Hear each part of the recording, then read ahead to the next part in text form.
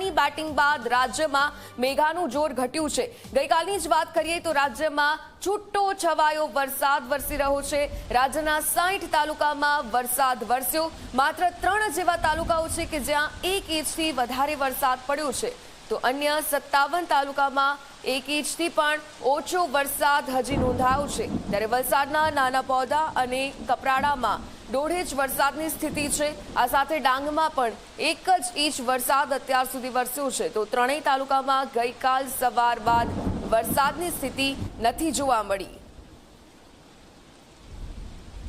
તો ગુજરાતમાં જે રીતે વરસાદની સ્થિતિની સાથે સાથે અત્યાર સુધી ઘણા એવા શહેરો છે કે જ્યાં વરસાદે હજી તો ખાતું જ નથી ખોલ્યું। આ સાથે વલસાડની વાત કરીએ તો વલસાડમાં પણ હજી ઓછો વરસાદ એટલે કે 1.5 ઇંચ જેટલો વરસાદ પડ્યો છે। ડાંગમાં પણ માત્ર 1 જ ઇંચ વરસાદની સ્થિતિ છે। જોકે આગામી દિવસો દરમિયાન હવે વરસાદ નહીં થાય તેવી પણ આગાહી કરવામાં આવી છે।